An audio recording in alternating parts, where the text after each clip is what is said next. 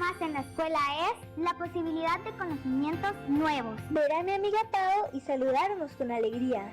Una carita feliz por hacer muy bien mi trabajo. Experimentar nuevas formas de aprender. Decirle mamá a la maestra sin querer. Una alimentación sana y deliciosa. Un día más de clases, gracias al cumplimiento de reglas para no contagiarnos de COVID. En la vida de una persona estudiante, asistir a clases le da la posibilidad de no quedarse atrás. La educación es uno de los derechos fundamentales de la niñez y adolescencia, y garantizarlo es un asunto que compartimos. Un mensaje de UNICEF, PANI, Ministerio de Salud y MEP. A partir de este momento nos conectamos con el Ministerio de Educación Pública para actualizarnos con la nueva educación. Inicia Vocación Docente con Wendy Mata, periodista del MEP, aquí por CRC 89.1 Radio.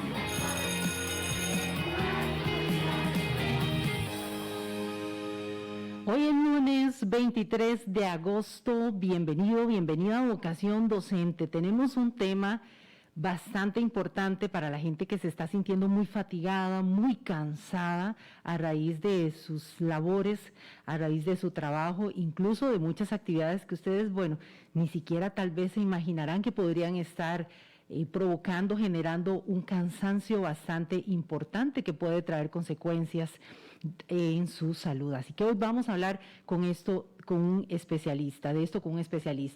Pero primero nos vamos a informar de pruebas FARO y de otra muy buena noticia para quienes están en los programas de francés del MEP o piensan matricularse para aprender el idioma como parte del programa de lenguas extranjeras del Ministerio de Educación Pública.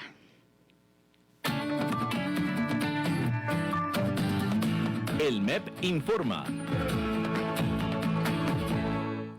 Francia donó 2.500 libros a la educación pública costarricense. El donativo se hace en el marco de un programa a nivel centroamericano para que niños y adolescentes de la región desarrollen sus capacidades a través del acceso directo a los libros y a la lengua francesa. Los estudiantes de la Escuela Jesús Jiménez en Cartago recibieron de manos del embajador de Francia en Costa Rica el donativo de manera simbólica y en representación de todos los jóvenes de escuelas y colegios públicos del país que se beneficiarán con el material. Las obras serán repartidas en las próximas semanas en centros educativos de todo el país, así lo explicó la viceministra académica Melania Brenes. El día de hoy, a través de una importante colaboración de la Embajada de Francia en Costa Rica, el Ministerio de Educación Pública enriquece sus procesos de lectura con 2.500 libros que serán donados a los centros educativos que participan de las ofertas educativas y de las iniciativas del idioma francés.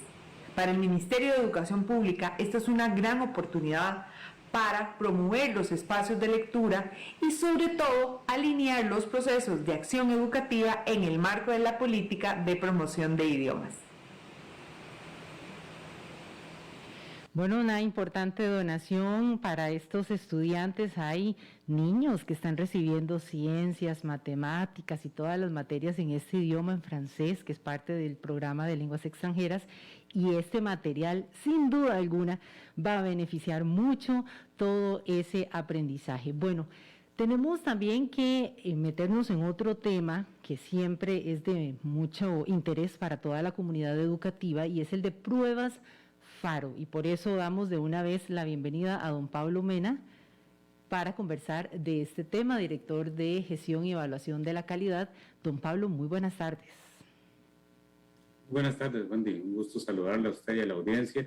Y aquí estamos para servirles y aclarar dudas sobre las pruebas nacionales FARO. Muchas gracias. Don Pablo, cuéntenos qué es lo nuevo que hay en este tema, qué es lo que la gente debe tener presente para este año, y por qué no, comencemos con cuáles son los grupos que van a presentar las pruebas FARO en este curso lectivo 2021, este año. Gracias, Wendy. Lo primero que hay que decir es que hay que recordar que hay un acuerdo del Consejo Superior de Educación de que para la generación que se gradúa de la secundaria y la primaria en el 2021 no tendrá que realizar las pruebas nacionales FARO. Esto debido principalmente a la situación de pandemia que aún seguimos atravesando. Estaremos aplicando las pruebas nacionales FARO en noviembre y en diciembre de este año pero para la población que se gradúa en el 2022. Es decir, en el caso de la primaria, estarían realizando las pruebas nacionales FARO en el mes de noviembre los estudiantes de quinto año de la primaria.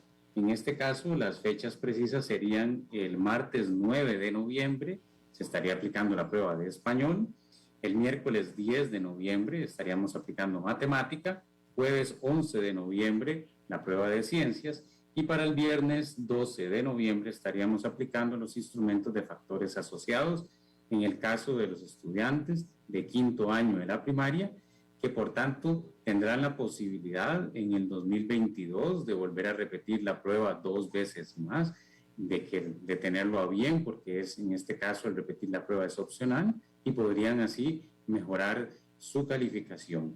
Hay que agregar que también en esas mismas fechas aplicarán las pruebas los centros educativos que no tuvieron la interrupción del ciclo lectivo, que la mayoría de centros educativos públicos sí la tuvieron durante este año.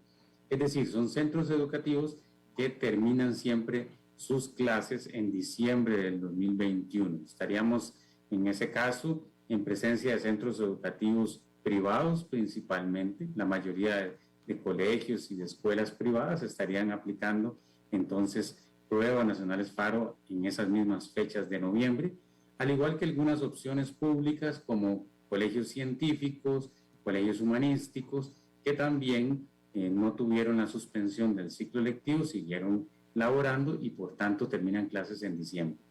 Para el caso de los centros educativos de secundaria, las pruebas nacionales FARO las estaremos aplicando en el mes de diciembre, porque estos centros educativos sí tuvieron la suspensión del ciclo lectivo y terminarían clases en el mes de enero. Para el caso de diciembre, las fechas serían el 8 de diciembre, miércoles 8 de diciembre, aplicaríamos la prueba nacional de español, el jueves 9 de diciembre aplicaríamos la prueba nacional de matemática, el viernes 10 de diciembre la prueba de ciencias, y para el lunes 13 de diciembre estaríamos aplicando los instrumentos de factores asociados. Esto para en el caso de los de penúltimo año de la educación secundaria, entiéndase 10º años de colegios académicos, 11º años de colegios técnicos profesionales y demás ofertas educativas que se graduarían en el 2022. Ya nos mencionó algo sobre mejorar la nota, don Pablo, y hemos hablado de esto en varias ocasiones cuando hemos abordado este tema, y sería importante retomarlo porque mucho se han asustado los estudiantes, incluso padres de familia, sobre este tipo de prueba que se va a aplicar, pero existe esa posibilidad de mejorar los porcentajes, y en este caso usted nos hablaba de mejorar los porcentajes para el próximo año porque de alguna forma van a tener su primera experiencia con FARO a partir de este año, a finales de este año. Así es, Wendy, hay que recordar los porcentajes que son inversos a los que teníamos en el anterior formato de pruebas nacionales de bachillerato. Es decir, en el caso de las pruebas nacionales FARO, 60% corresponden a las calificaciones del último año, ya sea de la secundaria o de la primaria. Es decir, que esa es una pregunta que nos han hecho, ¿cuáles asignaturas y notas son las que se incorporan para las pruebas nacionales FARO? Las del próximo año, las del 2022, tanto de los de primaria como los de secundaria, que estarían haciendo las pruebas este año. Las calificaciones que corresponden al 60% son las de su último año de la educación primaria y secundaria. Eso corresponde a un 60%, y a diferencia también de bachillerato, aquí se contemplan todas las asignaturas de la malla curricular, es decir, aquí suma educación musical, aquí suma educación física, aquí suma artes plásticas, psicología, etc. Es decir, eso corresponde al 60%. El restante 40% corresponde a la calificación que obtengan los estudiantes en las pruebas nacionales FARO. Ese 40% es el que aplicamos este año, y que de obtener una calificación alta podría ser que el estudiante decida el próximo año no repetirla más. Esa es una decisión del estudiante con su padre de familia o encargado en el caso de que sean menores de edad. Entonces, el próximo año podrían repetir las pruebas y mejorar ese 40%, o por decirlo de alguna forma, obtener una calificación muy alta. También hay que decir que si obtienen una calificación más baja, no va a pasar nada, porque siempre vamos a consignar la calificación más alta que obtenga las veces que haga la prueba. Así que si tiene una más baja el próximo año, le dejamos la de este año, que es la más alta. Y es decir, tiene la libertad de hacer el intento y si no da pues una nota más alta, se le conserva la más alta, porque ese ha sido desde un inicio pues el objetivo, ¿verdad? Así es. Me gustaría, don Pablo, que reforzáramos lo de los porcentajes. ¿Ha cambiado algo? ¿Se mantiene igual? Los porcentajes para se ha pasar. mantenido. Sí, efectivamente, a partir de la propuesta de pruebas nacionales FARO que presentamos en el 2018 y aprobó el Consejo Superior de Educación en el 2019, los porcentajes se mantienen al día de hoy, un 60% que corresponden a las calificaciones de las asignaturas del último año, o lo que llamamos también nota de presentación, y el restante 40% corresponde a las pruebas nacionales FARO. Sí hay que decir que en el caso de las pruebas nacionales FARO se han ajustado a la dinámica que hemos mantenido en los últimos 2 años de pandemia, donde ha habido algunos ajustes curriculares que también ha impregnado las pruebas nacionales FARO, así que las pruebas también hicimos los ajustes del caso para que correspondan a, por ejemplo, en el caso actualmente que se está llevando a cabo en el Ministerio de Educación Pública del proceso de nivelación académica. Detállenos un poco más, don Pablo. Por favor, detállenos un poco más de estos ajustes que usted nos está hablando. Sí, esto es parte de los ajustes, Wendy, que vamos a comunicar prontamente. Yo esperaría que, si no, probablemente esta semana, si no va a más tardar la otra, yo creería que es muy probable que sea en el transcurso de esta semana, que demos a conocer una guía técnica. Guía técnica que, al igual que en otras ocasiones, incorporará no solo lo que le entra a los estudiantes para las pruebas nacionales FARO, para decirlo de alguna forma, el temario o los contenidos, objetivos, conocimientos, habilidades, etcétera, que se incorporan en las pruebas nacionales FARO, sino también todo el modelo de niveles que estamos aplicando con sus respectivos ejemplos. Además, vamos a agregar no solo ejemplos que ya vienen en esta guía técnica, sino que, a diferencia de en el pasado, vamos a agregar también una práctica adicional con ítems para que también puedan practicar, valga la redundancia, los y las estudiantes para las pruebas nacionales FARO. Ahí es donde daremos a conocer en esta guía técnica los detalles de cómo se van a aplicar las pruebas nacionales FARO. Sí hay que recordar que la guía técnica que se había dado a divulgar, la 1 y la 2, que ya se habían dado a divulgar en el pasado, que aplicaba para los estudiantes que iban a hacer prueba nacional FARO en mayo y junio de este año, que no sucedió y se suspendió por el tema de la pandemia, esas guías técnicas ya no aplican para noviembre y diciembre. Las guías técnicas que aplican para noviembre y diciembre son las que estaríamos dando a conocer probablemente en el transcurso de esta semana. Esa pregunta ya venía, porque donde lo escucho hablar, ¿verdad?, de estos ajustes, precisamente salta esta pregunta de si sirven o no sirven ya estas guías que habían dado. No sirven ni siquiera para practicar. No es recomendable. Puede ser que algunos ítems sí todavía, digamos, estén presentes en las nuevas guías, pero no es recomendable porque ha habido una serie de ajustes. Hay que recordar que en el 2020 se trabajó con una propuesta de educación a distancia. En el 2021 iniciamos trabajando una propuesta curricular de educación combinada, donde hay que recordar que hubo una suspensión también del ciclo lectivo y retomamos el proceso de educación combinada, y en este momento se está desarrollando un proceso de nivelación académica donde ha habido también algunos ajustes curriculares. Yo, en lo personal, recomendaría mejor esperar a la guía técnica que va a salir en el transcurso de esta semana, insisto, donde ya se darán a conocer detalles, ítems, cómo se va a aplicar, y no solo eso, a diferencia de las otras ocasiones, vamos a agregar una práctica adicional también con preguntas para que los estudiantes tengan conocimiento de cómo van a ser las pruebas nacionales FARO. Ahora, don Pablo, la pregunta del millón: ¿en ese ajuste curricular son más o menos temas? ¿Cómo queda el temario?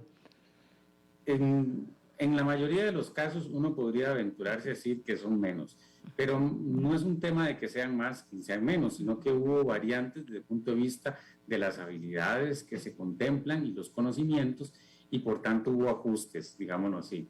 En algunos casos variaron un poco, eso depende de cada asignatura, ¿verdad? Y el desarrollo que están en este momento llevando a cabo los docentes en las aulas en la mediación pedagógica. Eso se ha anunciado también ya oportunamente.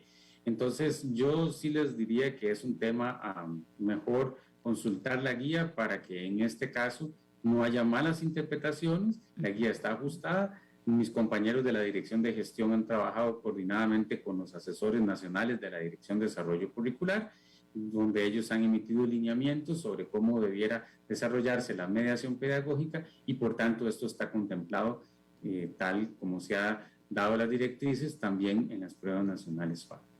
Don Pablo, aquí es bastante importante ver la finalidad que tienen estas pruebas, sus objetivos, porque habíamos estado compartiendo en un centro educativo, no sé si lo recuerda, hace varios meses, ahí en San José, con varios estudiantes y antes de uno ceñirse en una resistencia a realizar un examen, porque bueno, hay que ser honestos, y todos nos ponemos nerviosos cuando vamos a ser evaluados, a todos nos da ansiedad, pero qué importante es también la evaluación para darnos cuenta cómo estamos, qué nos falta por aprender, qué nos falta afinar, en qué podemos mejorar. Y yo quiero que usted nos hable de este objetivo, porque precisamente las pruebas FARO, pues el tema ha tendido a que se utilice para asustar, pero más allá de todo esto, tiene un objetivo bastante importante en la vida de un estudiante.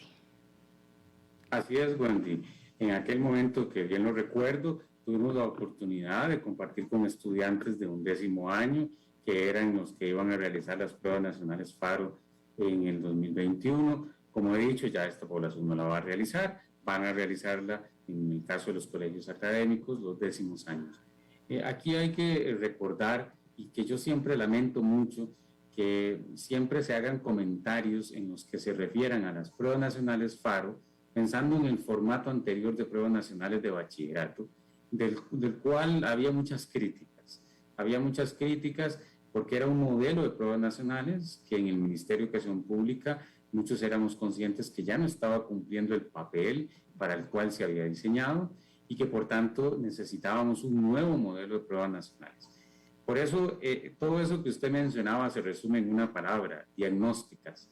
Estas pruebas FARO tienen esa característica de ser un diagnóstico que le permita, empezando al estudiante, que ya muchos tienen su madurez desde el punto de vista académico y pueden, en este caso, darse cuenta cuál es su nivel de avance en el desarrollo de las habilidades y conocimientos que se pretenden alcanzar en los programas de estudio, pero continuando en especial por el padre de familia o encargado, que puede darse cuenta cuál es el nivel de preparación de su hijo o encargado, ¿verdad? Y pasando también por los docentes, por supuesto. Esperamos que los centros educativos, como está contemplado en este modelo de pruebas nacionales FARO, a partir de los resultados de este año, tanto de noviembre como diciembre, al iniciar en el 2022, contemplen en su planeamiento educativo los planes de mejora que deben atender las debilidades que sean detectadas en este diagnóstico. Por eso yo les decía a los estudiantes, eso es como cuando uno se va a hacer un examen de sangre, no hay que tenerle miedo al examen. Bueno, algunos le tienen miedo a la aguja y algunas otras cosas, pero no al examen, porque el examen nos va a dar información de cuál es nuestro estado de salud. Y en este caso, las pruebas nacionales FARO van a dar información sobre el desempeño que han tenido los estudiantes, en especial en los últimos 2 años, 3 años inclusive, que hemos tenido pandemia, que más atrás tuvimos una huelga, que en el 2019 tuvimos también interrupción del ciclo lectivo, es decir, han sido los últimos años totalmente atípicos desde el punto de vista del desarrollo académico que han sufrido los estudiantes, y necesitamos información de cuál ha sido su nivel de avance y en especial qué han aprendido y qué no han aprendido, qué habilidades han desarrollado y cuáles falta todavía por desarrollar. Y eso esperamos que los docentes atiendan el próximo año en los centros educativos a partir de estas pruebas que tienen esa característica de ser diagnósticas, que nos invitan a todos, a todo nivel, a tomar decisiones. Las decisiones no solo son del centro educativo, sino a nivel central de las autoridades, de nosotros en oficinas centrales, en qué hay que apoyar al estudiantado, en qué hay que apoyar a los docentes, etcétera, para que así evidenciemos que los estudiantes tienen mejores desempeños. Y por eso también está contemplado en este formato de pruebas nacionales FARO, reitero, que el estudiante tenga la posibilidad de que si no le va muy bien, el próximo año preparándose, atendiendo, estudiando mejor, preparándose con sus docentes, con sus compañeros, pueda volver a repetir la prueba y evidenciar de que ha superado. Este fue un llamado muy claro de los estudiantes y ese día en el centro educativo que estuvimos, Wendy, lo recordará usted, nos decían, no queremos que nos regalen nada. Aquí no estamos pidiendo que nos regalen nada, estamos sí pidiendo que nos den las condiciones, por supuesto, para poder aplicar una prueba que nos va a evaluar, por supuesto, somos claros en ello. Y segundo, la oportunidad de mejorar, de no solo, que si en la primera no nos va tan bien, tengamos la oportunidad en una segunda o tercera posibilidad de podernos preparar mejor, atender nuestras debilidades, lo que tenemos que mejorar y por tanto evidenciar mejores desempeños una segunda o tercera ocasión. Y recuerdo muy bien, don Pablo, que usted les dio un consejo que vale oro. Les dijo que si no estaban entendiendo algo, que si sentían que todavía les faltaba afinar algo en algún tema, que buscaran a los docentes, que buscaran a sus profesores, que les dijeran, profesor, no estoy entendiendo, necesito que me explique esto, quiero reforzar en tal tema. Y eso es un excelente consejo porque a veces nos quedamos en que todo tiene que llegar, ¿verdad?, a nuestras manos, pero también lo que nosotros hagamos con nuestro propio esfuerzo cuenta mucho. Y para un examen uno no se puede ir preparado para pasar, digamos que con una nota mínima. Yo creo que uno tiene que tirar siempre, apuntar a lo más alto, ¿verdad? Primero para aprender, segundo para poder lograr la mejor nota posible. Don Pablo, ¿dónde puede acceder la gente toda esta información? ¿Dónde están actualizando ustedes esta información? Porque sabemos que en la página oficial del MEP generalmente hay información de todo lo que sucede a nivel del Ministerio de Educación Pública, pero no sé si ustedes tendrán algún espacio en específico donde estén poniendo ahí la información a diario. Sí, gracias, Wendy. Un detalle nada más para precisar. Hay que recordar que la prueba nacional FARO no tiene nota mínima. Yo lo he dicho en reiteradas ocasiones, aquí no se pasa con 70, 65, 80 o 50.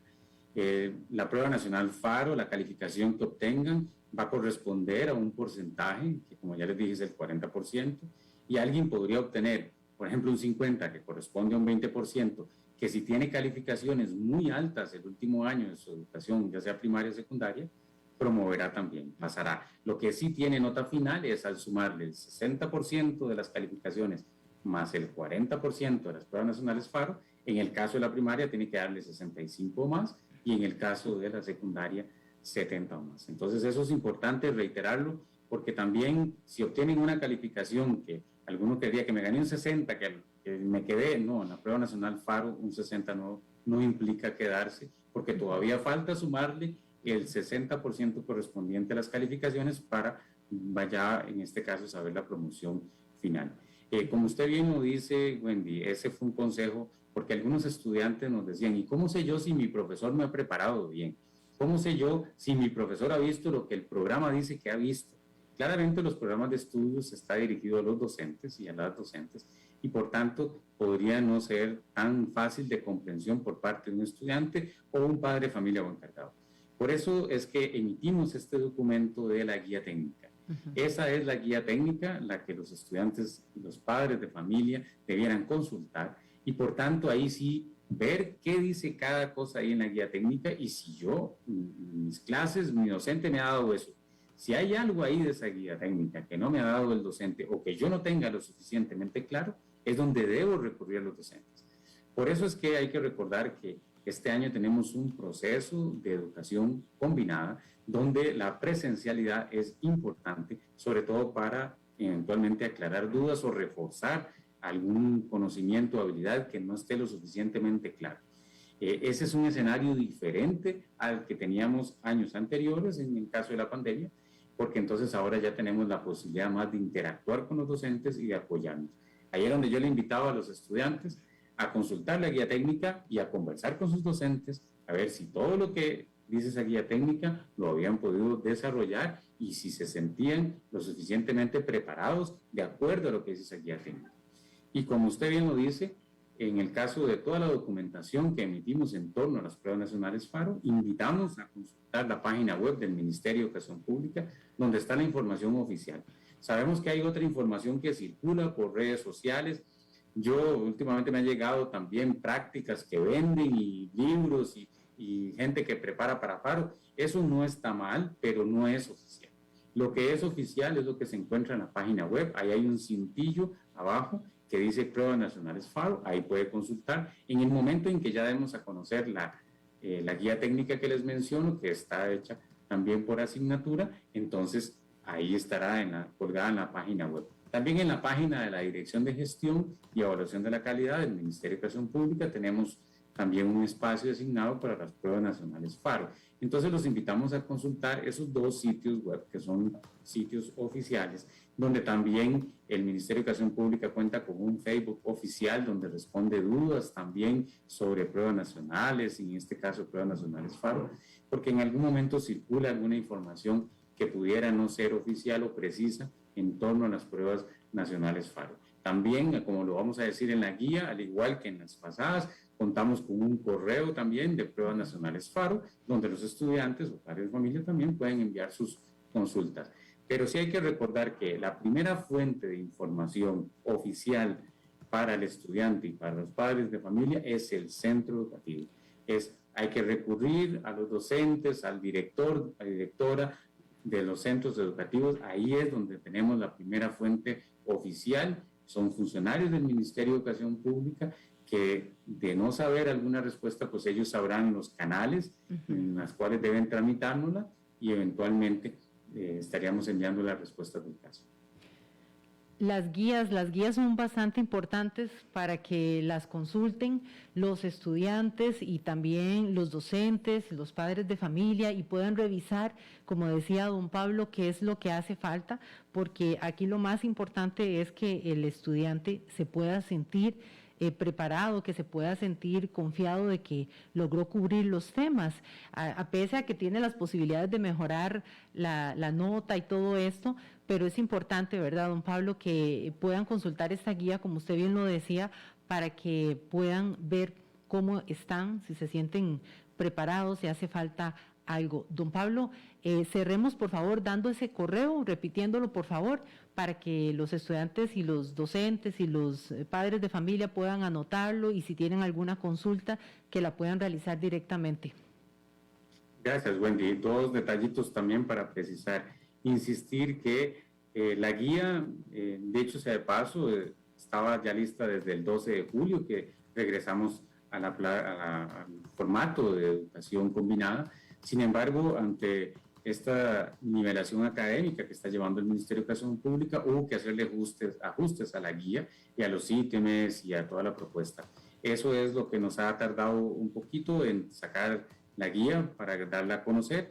Hubiésemos querido, insisto, que ya desde el 12 de julio, que teníamos ya un primer borrador de guía, hubiésemos dado a conocerla. Pero bueno, una situación que tuvimos que atender, como ustedes bien saben, por la situación que atravesamos de pandemia. Pero decirles e insistirles que yo esperaría que en el transcurso de esta semana ya demos a conocer esa guía técnica que podrían consultar y que los invitamos primero a ver la guía, porque puede ser que en este momento haya más dudas, pero viendo la guía esperamos que sea lo suficientemente clara, precisa sobre cómo van a ser las pruebas nacionales Faro y de tal forma que haya muchas dudas que encuentren respuesta en la guía. Insistirles en la página web del Ministerio de Educación Pública, que es el sitio oficial, y el correo que le decía es faro@med.go.cr, que es el que utilizamos para aclarar dudas sobre las pruebas nacionales Faro. faro@med.go.cr. Así es, Wendy. Ok, perfecto. Don Pablo, muchas gracias como siempre por sacar ese ratito para venirnos a informar sobre las pruebas Faro, y todo el mundo atento por favor ahí a las redes sociales, a los sitios oficiales del Ministerio de Educación Pública para que puedan informarse y, como dice don Pablo, ¿verdad?, hacer ese borrón y cuenta nueva tanto con los exámenes de antes de bachillerato como con las guías anteriores, para que se puedan orientar mucho mejor con los nuevos ajustes que se realizaron. Don Pablo, gracias. Un gusto, Wendy. Más bien, gracias a usted por la oportunidad. Invitar a toda la comunidad educativa a informarse más sobre las pruebas nacionales Faro. que esperamos aplicar durante este año, con insistir mucho en un estricto apego a las medidas sanitarias que han sido emanadas por el Ministerio de Salud. En el Ministerio de Educación hemos trabajado para que la aplicación de estas pruebas se realice de forma segura y de que en este caso minimicemos al máximo cualquier situación que pueda llevar a un posible contagio a partir de la aplicación de las pruebas nacionales FARO.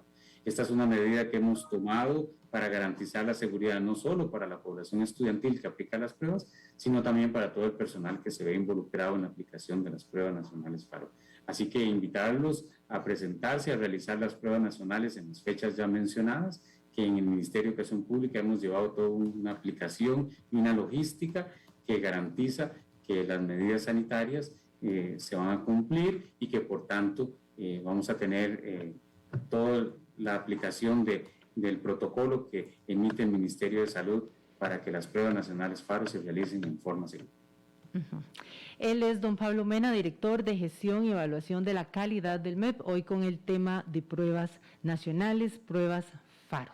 Vamos a una pausa y ya regresamos con más de Vocación Docente.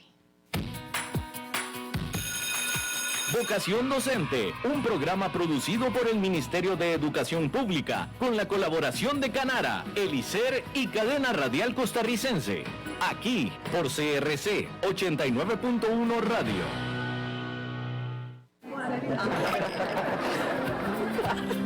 Es tiempo de celebrar los buenos momentos. De disfrutar con los tuyos, con quienes te hacen reír. Es tiempo de celebrar lo que te mereces con aquellos que compartís la experiencia de vivir. Porque siempre tendremos a alguien con quien celebrar. La Iride, bodegas y viñedos de la región de Mendoza. Búscanos como lairidecr.com.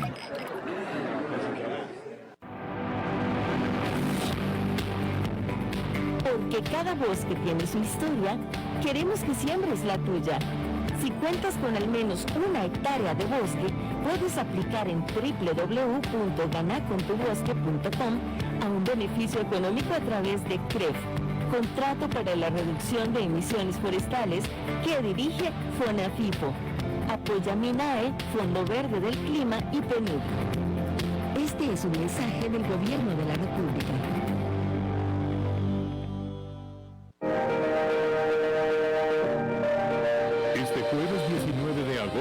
Inician 200 años llenos de historia que debes conocer. Te invitamos a escucharla diariamente y hasta el 15 de septiembre en 28 emotivos episodios. Descubriremos cómo, junto a nuestros gobernantes, hemos ido construyendo una de las democracias más sólidas y reconocidas del mundo. Bicentenario, en Cadena Radial Costarricense. Tienes que escucharlos.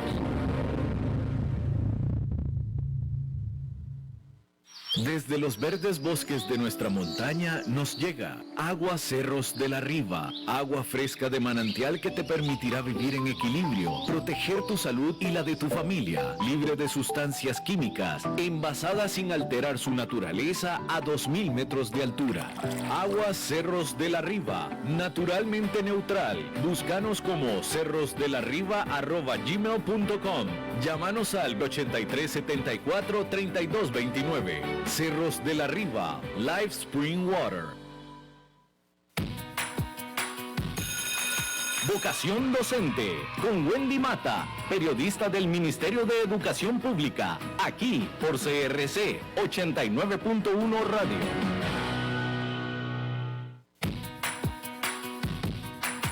La entrevista llega a usted gracias al Instituto de Desarrollo Profesional Uladislao Gámez.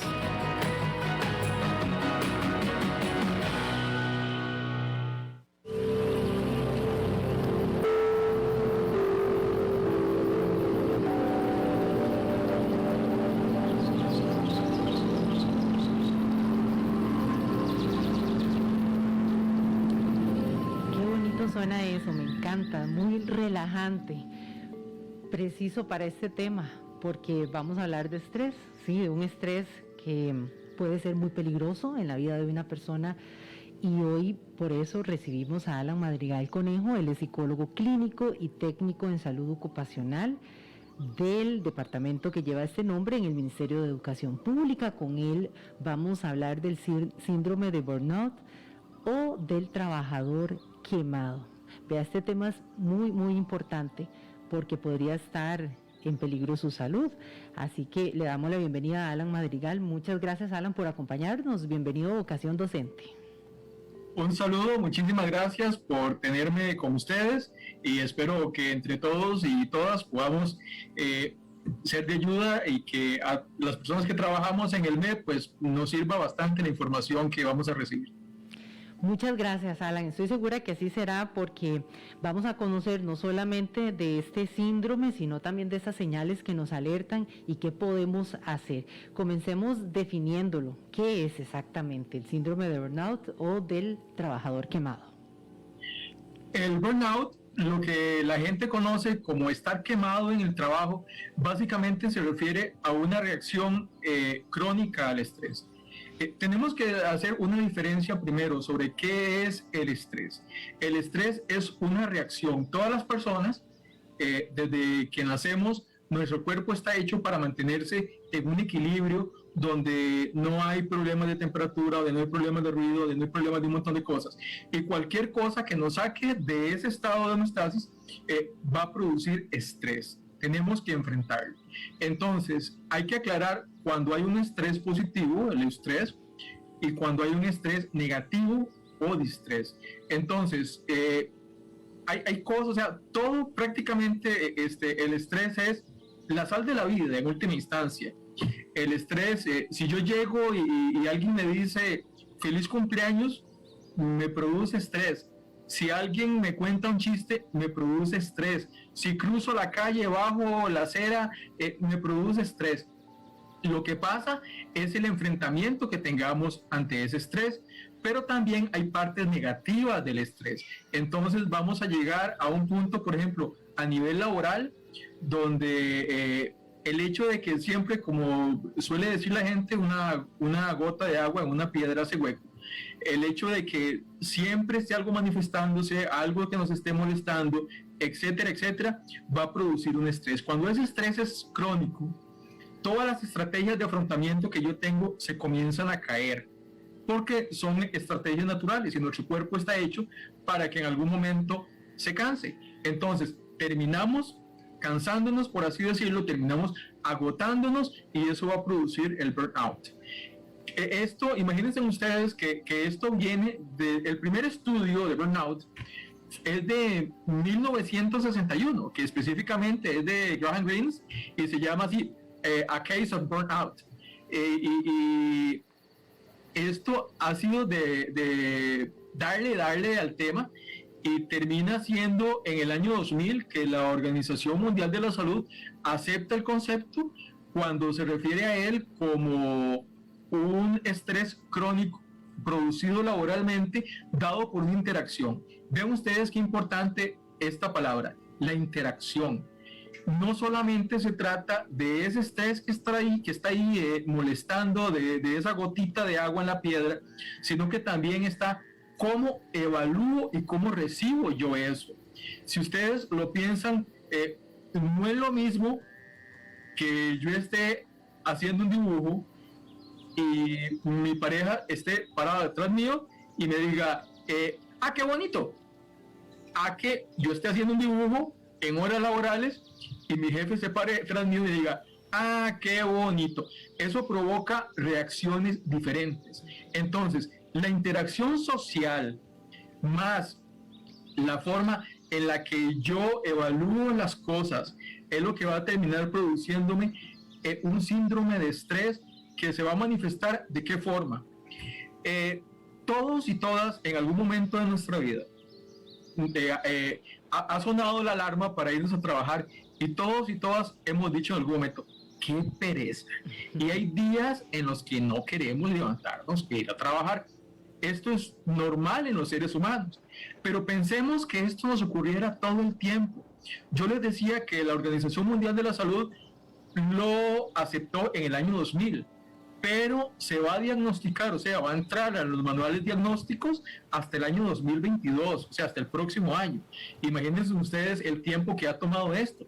Cuando esas ganas de no ir a trabajar, esa ansiedad, lleva ya más de un mes, 2 meses, y siempre es lo mismo. Y yo pienso que ir a trabajar es normal. Vean, no pensemos que el estar quemado, que el síndrome de burnout es simplemente que en la noche anterior pensé que tengo un problema en el trabajo y que al día siguiente tengo que resolverlo, entonces eso me produce insomnio. No, pensemos que es un síndrome donde el pensar simplemente que tengo que ir a trabajar va a producir taquicardia, va a producir insomnio, va a producir sudoraciones, va a producir ansiedad, todo este tipo de cosas, y esto poco a poco termina minando nuestra salud y minando las relaciones con las demás personas, porque tiene que ver con nosotros mismos, con nosotras mismas, y tiene que ver con la relación con nuestros estudiantes, con los compañeros de trabajo, con la institución, con los padres, etcétera, etcétera, va a terminar afectándonos. ¿Cuáles son los síntomas, Alan? Porque ya usted nos ha venido como dando todo un preámbulo, ¿verdad?, de que hay cosas que son esperables, que sintamos como seres humanos en nuestro día a día laboral, pero hay otras que ya se salen de esa normalidad, entre comillas. ¿Cuáles son esos síntomas que alertan? Yo les decía hace un momento que este es un momento donde el enfrentamiento, donde la persona se agota, ya la capacidad de enfrentarlo se agota. Pensemos, cuando nosotros nos agotamos, cuando estamos frente a un peligro, ¿qué hacemos? Tenemos varias opciones: o huimos, o atacamos, o uno se hace el muerto, qué sé yo, en el caso de un animal. Bueno, igual pasa con el estrés. Puede ser que yo huya, que me sienta mal, que comience a somatizar. Somatizar es cuando yo convierto problemas psicológicos en síntomas.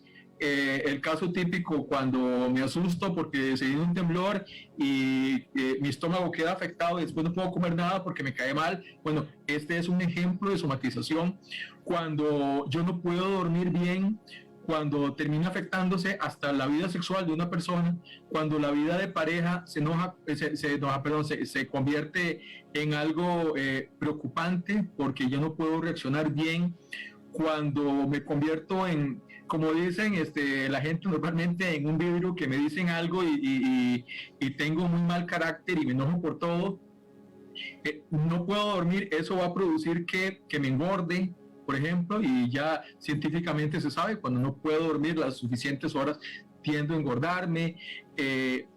Todo este tipo de cosas. Estamos ahora en la casa, estamos en una pandemia, tenemos que cuidarnos, tenemos varias preocupaciones. Yo siempre le he dicho a la gente, no existe tal cosa como se pensaba antes, que los problemas laborales quedan afuera y usted entra a trabajar. No es cierto. Los problemas laborales entran con usted. Los problemas laborales están ahí y usted tiene que lidiar con ellos. Los problemas de su familia, si está trabajando, piensa en su familia. Usted no es, imagínense en una maestra que sale un día a trabajar y ese día quedó su hija con fiebre en la casa. Por supuesto que la maestra va a estar todo el día pensando, no se va a poder concentrar bien. Imagínense si esto lo convertimos en algo diario que se repite por meses, en los que por meses yo no puedo concentrarme en lo que estoy haciendo, en lo que se ven afectados mis relaciones con los demás, en los que yo siento una desidia y termino sintiendo hasta odio hacia mi trabajo. Entonces es cuando una persona dice, ay, qué pereza estar ahí con los niños, o qué pereza los muchachos, estos son unos malcriados, estos no hacen caso, etcétera, etcétera. Y no se trata de que una persona haya perdido la vocación, no se trata de que una persona haya dejado de lado todo lo que quería hacer en su vida, porque sabemos que el trabajo de las docentes y de los docentes no es nada fácil y que tiene que ver muchísimas horas, muchísimo tiempo, muchísimo rato, muchísimo esfuerzo en todo esto. No es simplemente pensar, ya me olvidé de esto y a partir de ahora soy otra persona, ya la educación que antes me resultaba un tema tan apasionante, ya no me resulta apasionante, ya no sirvo como docente. No. La respuesta es: te cansaste de la situación. Y eso es algo que tenemos que tener muchísima atención. Perdón. Y qué importante, Alan, esto que usted está diciendo, porque prácticamente nos está explicando en detalle que tanto los factores personales como los laborales pueden conjugarse y generar este síndrome. De acuerdo a los estudios, Alan, ¿qué se sabe? ¿Cuáles edades afectan más? ¿Quiénes son los más propensos? Hay algo que tenemos que saber, y es que, o sea, todas las personas en todo momento somos afectos al estrés, y que dependiendo, así como hay gente que como dicen, que aguanta palo, que aguanta vara durante mucho tiempo, hay gente que no. Entonces puede suceder en cualquier momento. Sin embargo, estadísticamente, este es un síndrome que corresponde a edades bastante específicas, porque es cuando las personas ya están cansadas, ya estamos agotados, que es entre 30 y 50 años, que es básicamente las edades en las que comenzamos a ver esto, que les repito, no piensen que es el no quiero ir a trabajar hoy, qué pereza,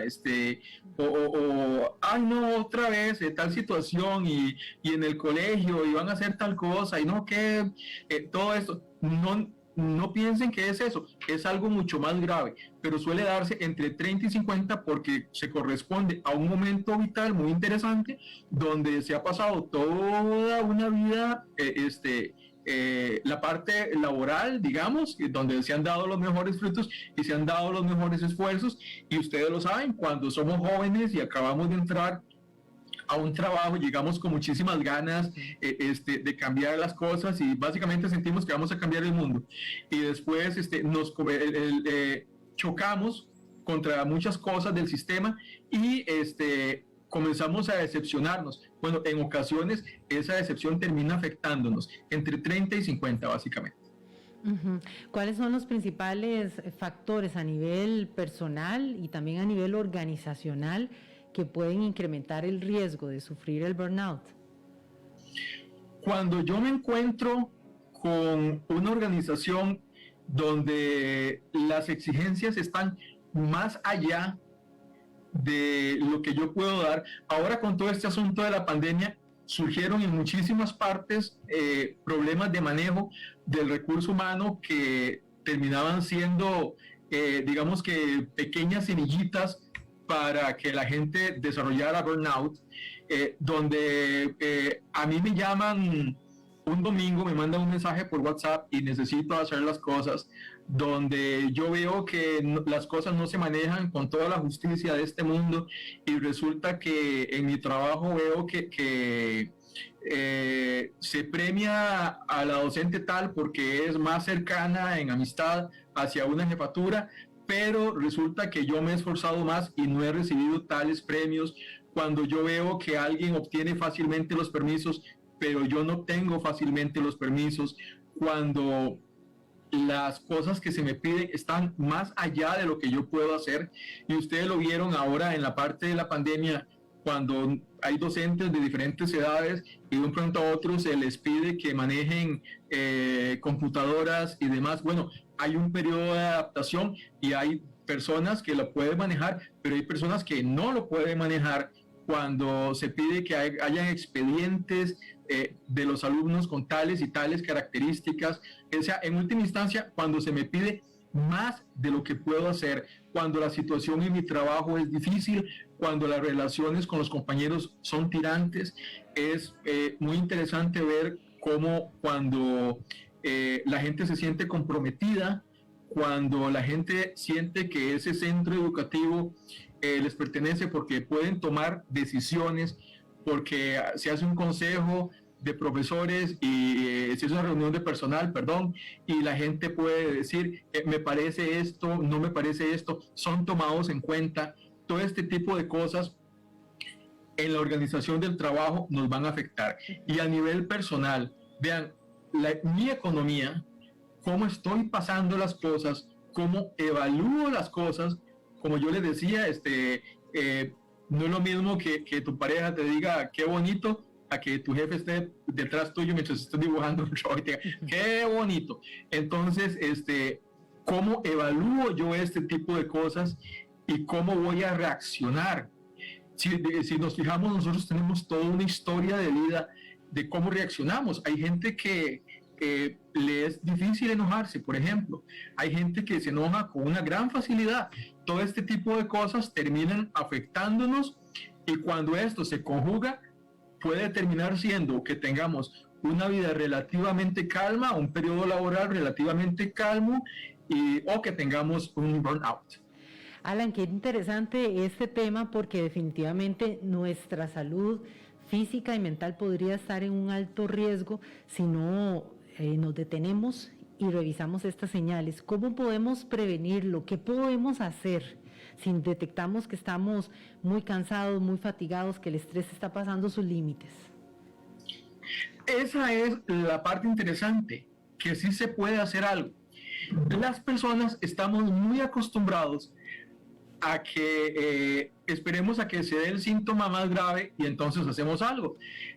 No nos cuidamos en lo que comemos, sino que esperamos a comer algo que nos caiga mal y nos duele la cabeza, entonces ahí comenzamos a tratar el dolor de cabeza. Bueno, pensemos, ¿qué cosas se pueden hacer? Yo les mencioné antes que había factores personales y factores relacionados con mi interrelación, o sea, entre mi persona y la parte laboral. Si yo comienzo a afectar alguno de estos factores, voy a terminar afectando el desenlace de esto. Ahora, ¿cómo afecto estos factores? Hay varias formas.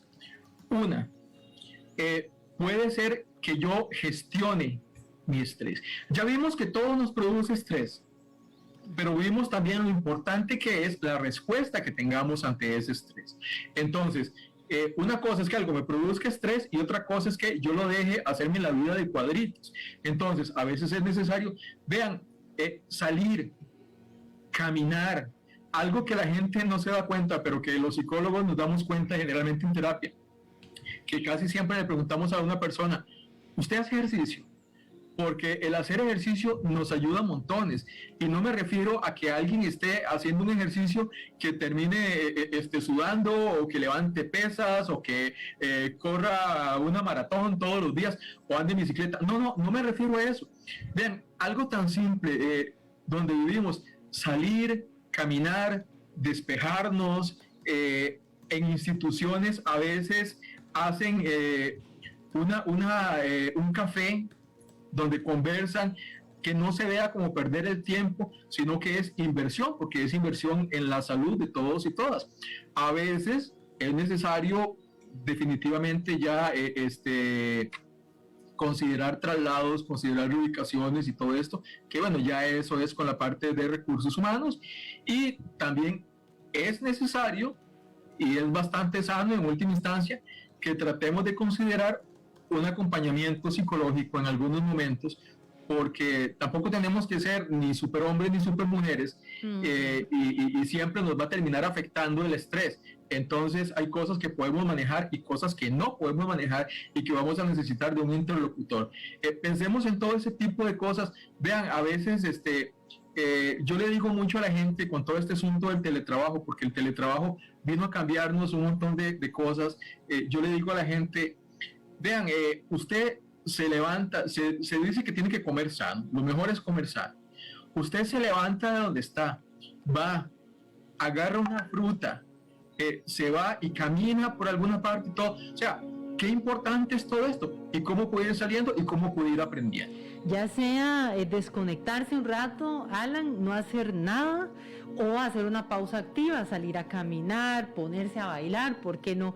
Alan, muchas gracias de verdad por tocar este tema aquí con nosotros, que lo ha explicado súper bien y en palabras siento yo muy entendibles para todos, y nos lleva precisamente a pensar eso, ¿verdad? De esas señales que tenemos que detectar y que tenemos que hacer algo por nosotros. Me queda una gran enseñanza con usted, Alan, es que cada cosita, por más insignificante que nos parezca, nos va a traer un beneficio, ya sea escuchar un poco de música, relajarse un ratito, todo eso es importante. A veces lo vemos que no es importante, que hay gente que dice, ay no, eso es una vagabundería, ¿verdad? No, son espacios que necesitamos. Y dijo usted algo también clave al inicio, las capacidades que nosotros quizás hemos ido perdiendo para afrontar esas estrategias que teníamos antes. Bueno, es momento de hacer una pausa y de hacer algo por nuestra salud. Gracias, Alan. Muchísimas gracias a usted. Alan Madrigal Conejo, psicólogo clínico y técnico en salud ocupacional del MEP, nos ha acompañado esta tarde. Y si usted se ha sentido así, con todas esas señales que dijo Alan, desconéctese un rato. Muchas gracias por su sintonía y quédese disfrutando de este momento de relajación. Finaliza Vocación Docente, un programa producido por el Ministerio de Educación Pública, que llega a usted gracias a la colaboración de Canara, el ICER y Cadena Radial Costarricense. Le esperamos todos los lunes al ser las 2 de la tarde en el Facebook del MEP y de CRC 89.1 Radio.